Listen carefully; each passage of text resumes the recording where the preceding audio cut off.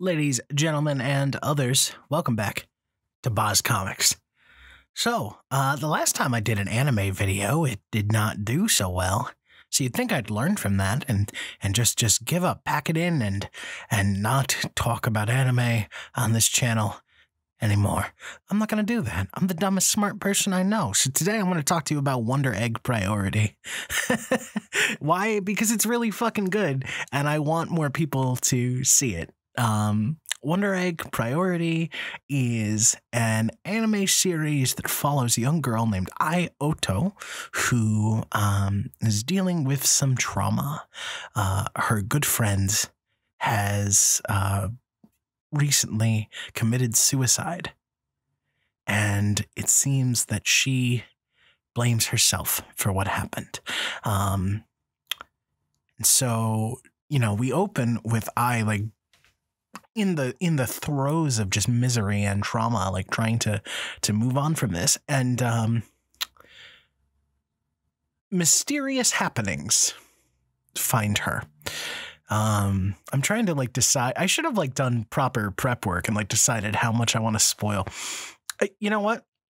I'm going to keep it kind of vague, because if I feel like if I go too literal with it, it's going to sound too weird and people might write it off and not give it a chance. So, you know, I is trying to, you know, like cope with this trauma, with this guilt. And she encounters some strange phenomenon, some fantastical creatures, and, she is put into a position where she's invited to spend time in this other world where she can earn the revival of her dead friends by protecting other young people. So far, it's all girls, just like her, you know, protecting these other girls in this other strange world, just like she couldn't protect her friends from her own mistakes. So in this other world, she's charged with keeping these other girls safe from these bizarre, like haunting manifestations of their own trauma. And it's so weird. It's a lot of trippy dream logic. Stuff doesn't work in any way that you expect it to, but when you see like these environments and how they twist and contort, or the ways in which these strange enemies that Ai has to contend with, when you see how they move and shift and consume, it makes no sense, but at the same time, it's not surprising at all. You're like, oh, yeah, it seems about right. Which is arguably how dream logic works, right? You know, you just kind of go with the flow. But, you know, so she has to take a certain number of trips into this other world to protect a certain number of girls. She's not sure how many, but she's under the impression that if she can protect enough of these girls in this strange other world, she will be able to revive her dearly departed best friend, whose death she blames herself for, in part, if not entirely. And that in and of itself is really cool, right? Like, traumatized girl, like, helps other girls face manifestations of their trauma in a bizarre, like, picturesque nightmare world. That all sounds pretty good on its own, but the tone, this is like, this series is like cracked mirror Miyazaki. Just as like a perfect example of the kind of this is a psychological horror anime, and you might not expect that going in, because the colors, man, the colors are so vibrant. I think the colors are a large part of why I keep watching this series alone. You know, it's so beautiful. It grabs my eyeballs. Like, I don't think I've ever seen anything like this.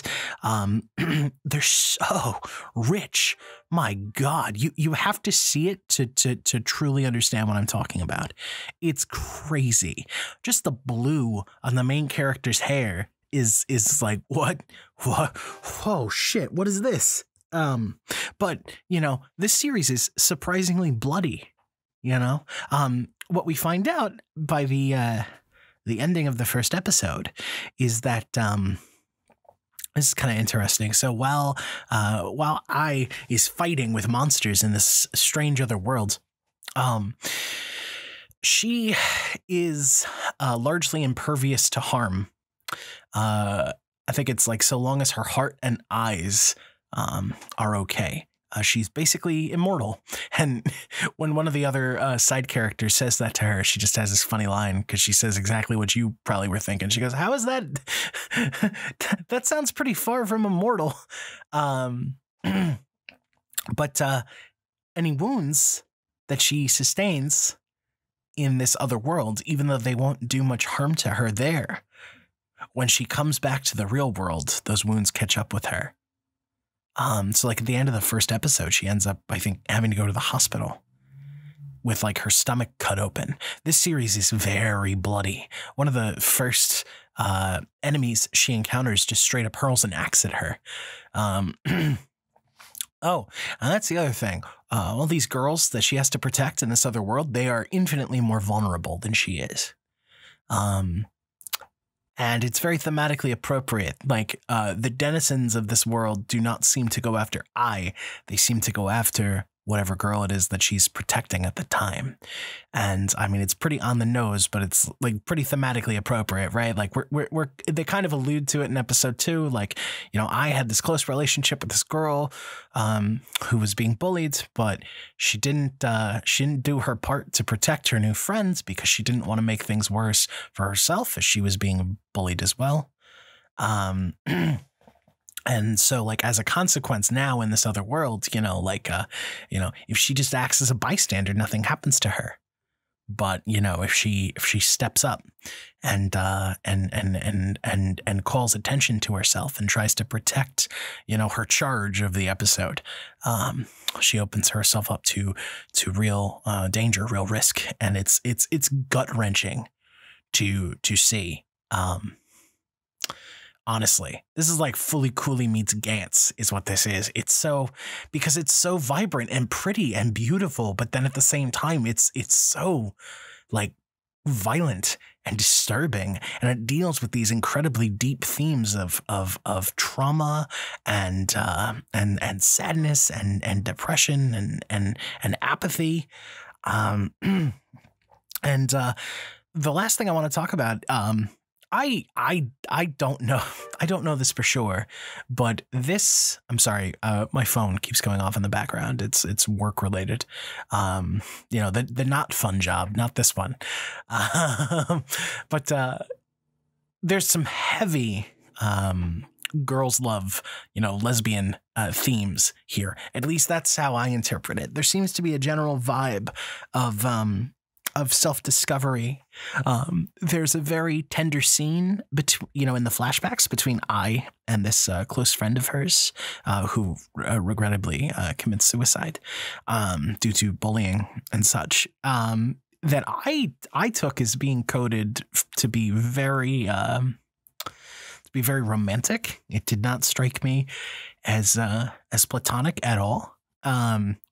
But it was handled in this like really kind of just tender and like kind of intense way that just kind of caught me off guard and made me go, "Aw."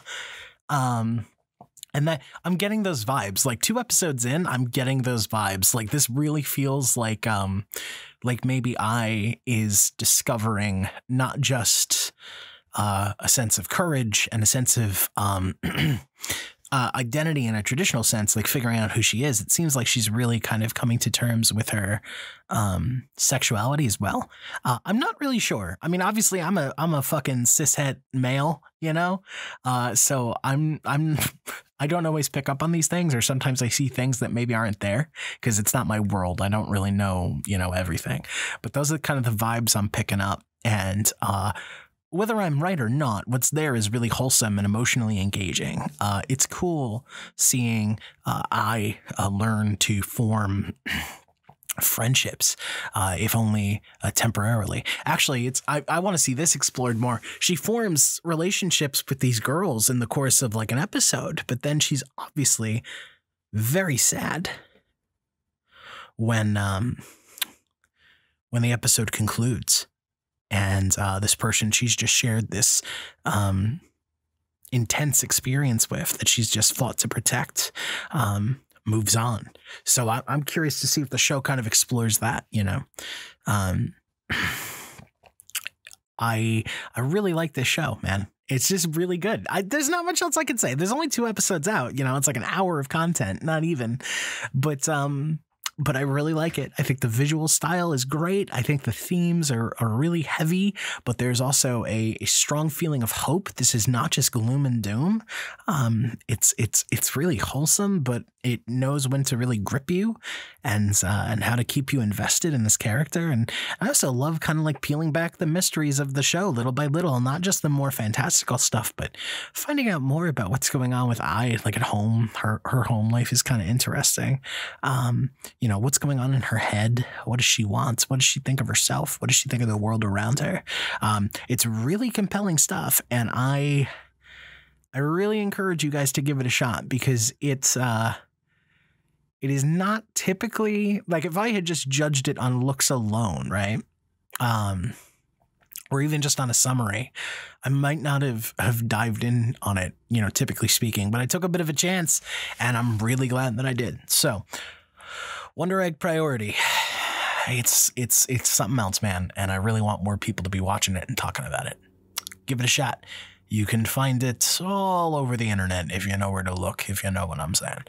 Anyway, thank you guys so much for watching this quick review. If you want me to keep doing this and you would like to support me, there are a couple of ways that you can do it, okay? You can hit the like button. That always makes a big difference, okay? It's what keeps eyes on me and on this channel. Share it around, okay, and your friends and forums, anywhere you think it might, you know, be anywhere it might do some good to put it out there, okay? I got the links to all my socials down at the bottom. And if you want to support me directly, I don't have a Patreon yet or anything like that. I'm waiting until I build up the subscriber base on this channel more. But what I do have is a Ko-fi account. I gotta figure out how to fucking pronounce it. I think is it just coffee? I'm gonna do this bit every fucking episode. But you can buy me a coffee, a one-time $3 donation down at the bottom. It helps a lot. So if that's something you're interested in, if you want to throw a couple of bucks my way, you know, feel free. I will love you forever. I'll love you forever regardless. I just like people watching my shit and learning about cool comics, cool art, cool animation. And Wonder Egg Priority is definitely, you know, in that category. Anyway, I'm going to stop it here. This is going to be a surprisingly quick video for this channel. I'll see you guys tomorrow. Take care of yourselves. Bye-bye.